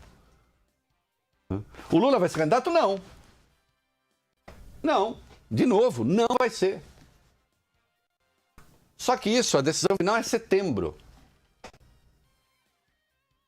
Como não haverá tempo para lançar um novo nome, aí o PT fará uma escolha. Qual vai ser? Vão para as urnas e votem em branco ou melhor de tudo que está aí, votem em fulano, por exemplo, Ciro Gomes? Mas até lá vai manter a candidatura. Porque isso cola a população ao Lula. E, portanto, a hora da transferência fica mais fácil. uma tática, né? Que precisa ser entendida. Certo? E aí o PT está falando, será que o José Gomes, o filho do Zé Alencar, vai ser o vice? Será que é o Márcio Lacerda de Minas? Fica aí e tal. Assim, vai ter candidato do PT, vai ter candidato a vice. Reinaldo, o vice não pode vir a ser o candidato do PT? Não, até porque o Lula já disse que quer alguém de outro partido. Né? Porque está querendo compor e tal. Aí facilita, junta tudo. Atenção, ainda nesse campo, né? Está ocorrendo agora em Belo Horizonte o lançamento da pré-candidatura. É ótimo. Como não pode falar que é candidatura ainda, porque a campanha não começou, então se fala lançamento da pré-candidatura. Eu adoro essas hipocrisias, né, que existem no país. E o repórter Lucas Catapreta está lá, está na linha agora, vai falar de Belo Horizonte. E aí, Lucas, brilha uma estrela, Lula, Lula, Lula, Lula, Lula, Lula. Neste ano o jingle não é esse, né, Reinaldo? Não, eu sei, hashtag o Brasil feliz de novo. Você estava até falando sobre a campanha. Aliás, eu não vejo a hora, eu tô com uma saudade do Brasil feliz de novo. Nossa. Pois é, hashtag o Brasil feliz de novo. Isso. Eu tô aqui Esse é um caso que a gente era feliz e não sabia. Eu estou aqui agora em Contagem, que é uma cidade que está ao lado de Belo Horizonte, na região metropolitana, onde acontece esse evento de lançamento da pré-candidatura oficial do ex-presidente Lula. O evento mesmo não começou, estava acontecendo agora uma roda de conversa com a senadora Gleisi Hoffmann, a presidente Dilma Rousseff, com mulheres ligadas ao partido.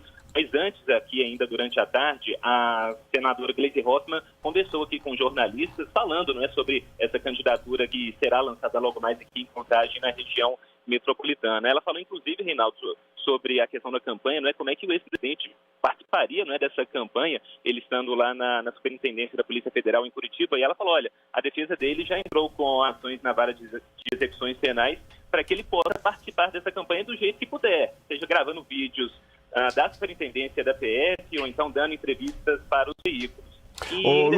Lucas, só um minutinho aí, deixa antes que, porque eu sei que isso vai gerar uma confusão dos diabos. Sim. Mas é claro que vai se dizer aparentemente aquilo que parece mais óbvio. O cara está preso, como é que ele vai fazer campanha? Atenção. Vamos lá. Ele conserva os direitos políticos dele? Conserva.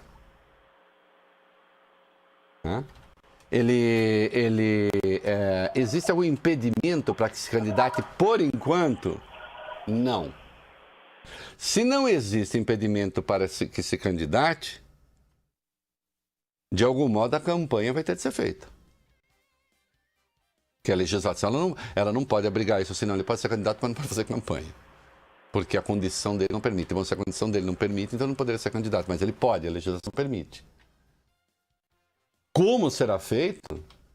Né? Se vai poder filmar na cadeia, se não vai poder filmar na cadeia, se ele vai poder fazer mensagem, não sei o quê. Claro que vai dar uma confusão dos diabos, né? Porque aí parece ser assim. Aliás, outro dia eu disse aqui, quando suspenderam, um juiz deu uma liminar suspendendo o direito que o Lula tinha a funcionários e não sei o quê, como presidente, eu disse, essa decisão vai ser cassada. E foi cassada. Foi cassada porque a condição não é definitiva ainda. Isso não é a boa fumaça do direito, como dizem por aí, né? É mau direito. Então é preciso conciliar essas coisas. Sim, enquanto ele tiver direitos políticos, de algum jeito há de se permitir que ele faça campanha. Continua, Lucas. Pois é, Reinaldo. E nessa conversa com jornalistas, a senadora Gleisi Hoffmann, ela até fala, não tem plano B, C, D, E, F, G, H de Haddad, não, é plano L de Lula. Mas em determinado momento eu até pergunto para ela, se der tudo errado para o PT e a candidatura não for deferida, né, o que o partido faz? Aí ela respondeu o seguinte. O Lula é nosso candidato. Nós temos que saber o que vai acontecer. Eu não sei o que vai acontecer. Por que eu vou me antecipar a uma situação como essa? Né?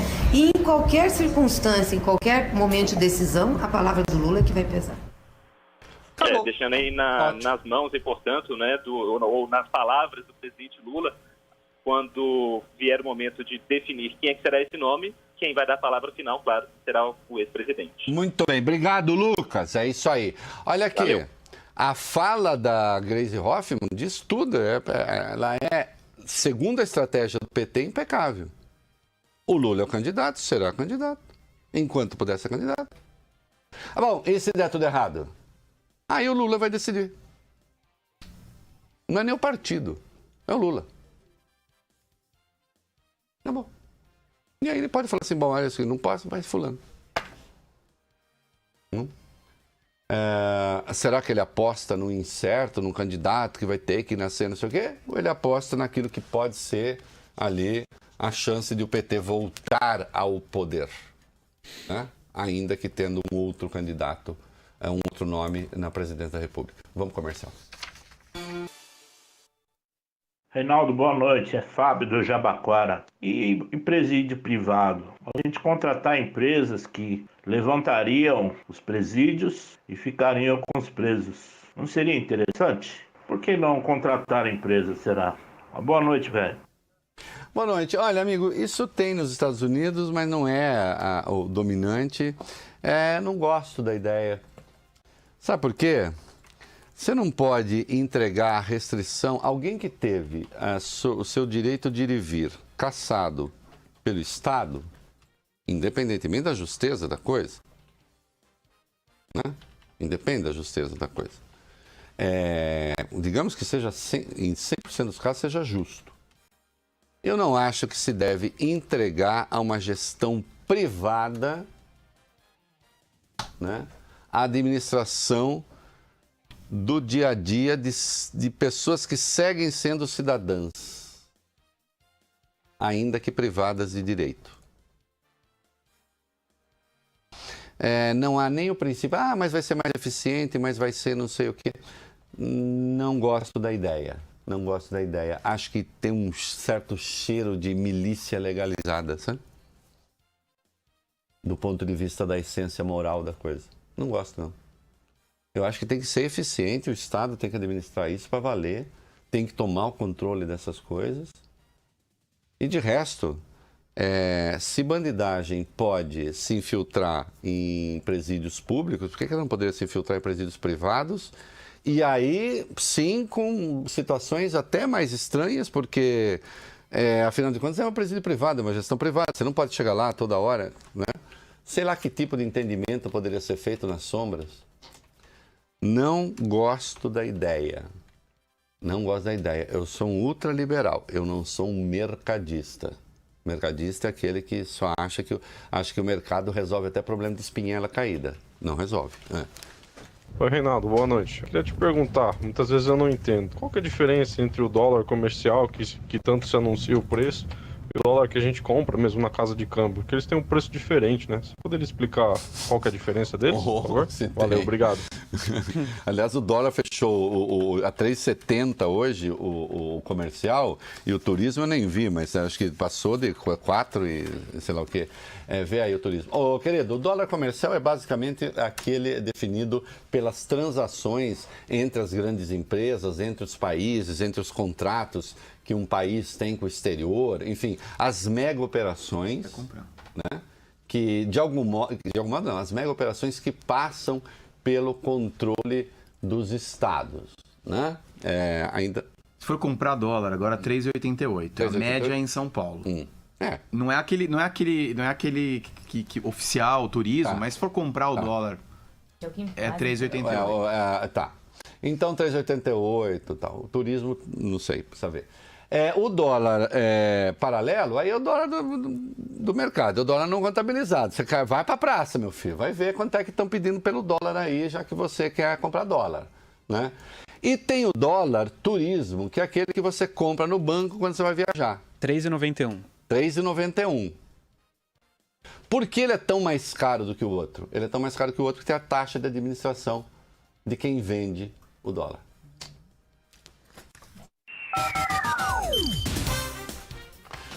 Muito bem, vamos falar aqui. Segunda-feira, eu peço desculpas publicamente para Isabel Mega, que a gente ficou de entrar com ela e não vai dar tempo aqui em razão da dinâmica. Minha rainha, perdão, segunda-feira estaremos juntos aqui. Até porque esse negócio da tabela do frete não vai passar. Não, foi uma barbaridade que foi feito o negócio da tabela do frete ontem, né? A tabela do frete durou umas 2 horas, se tanto, né? Aí o governo vai, cede a gritaria de um, depois cede a gritaria do outro, depois cede a gritaria outra vez. Né? O problema é o seguinte, um governo quando está isolado, e não é culpa do governo, o governo é vítima disso também, né? Acaba caindo nessas coisas. Né? Vai ter que dar... Sabe por que está tão difícil achar uma resposta? Porque ela é a quadratura do círculo. O governo está se metendo onde não deveria se meter.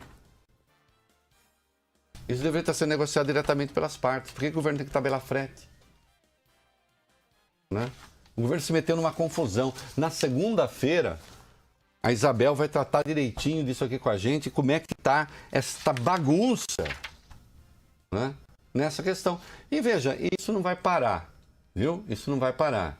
Porque agora o agronegócio está reclamando, não sei quem está reclamando, não sei quem está reclamando, o outro vai entrar na justiça. Isso vai longe.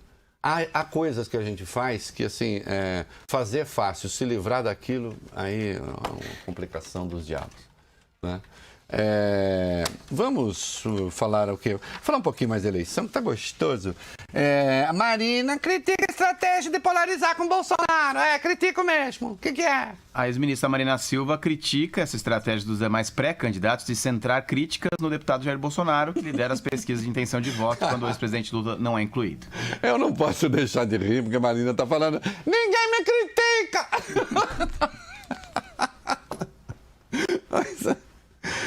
Uai. Quando o Lula não tá, quem tá liderando a disputa, né? O Bolsonaro. Olha, vocês sabem o que eu penso do Bolsonaro. Né? Acabei de dizer aqui, por exemplo, eu não tenho uma coisa boa a dizer sobre o Bolsonaro. Nada. Né? A não ser o fato que ele pertence, digamos, à raça humana, né? Enfim, né? E tem aquela solidariedade que a gente deve ter com qualquer espécime da raça, né? Se o Bolsonaro tivesse sendo ameaçado por uma cobra, é até provável que eu tente matar a cobra, né? Brincadeirinha, viu, Bolsonaro? Se eu puder, eu mato a cobra, né? Então, eu não sei se ele mataria uma que pudesse me picar, acho que não. Agora, ele é o líder. O que vai fazer? As pessoas vão polarizar com o quê? Com a Marina Silva? Né? Ô Marina, você tem que se conformar, filha. Eu sou uma das únicas pessoas da imprensa que lhe dá bola hoje em dia. Ela já foi a rainha da imprensa. Hoje não, porque você viu que não tem sustentação, não dá, a mesma conversa, o partido minguado, ela não consegue construir, fica enrolando, fica aquela dificuldade. Né, Marina? Então, assim, eu dou bola pra você porque você é uma boa personagem. Né? E também porque eu não posso perder uma imitação, que não chega a ser uma imitação, é uma caricatura, mas de qualquer Marina, tenha santa paciência, faz o seguinte, vai estruturar esse partido aí, vai fazer campanha, faz alguma coisa, minha filha. Bom fim de semana a todos, estaremos de volta amanhã? Não, segunda-feira. Rapaz, só se você quiser vir aqui. E sem o Coutinho. Sem Coutinho. E sem Coutinho na Rússia. Tchau. Tchau.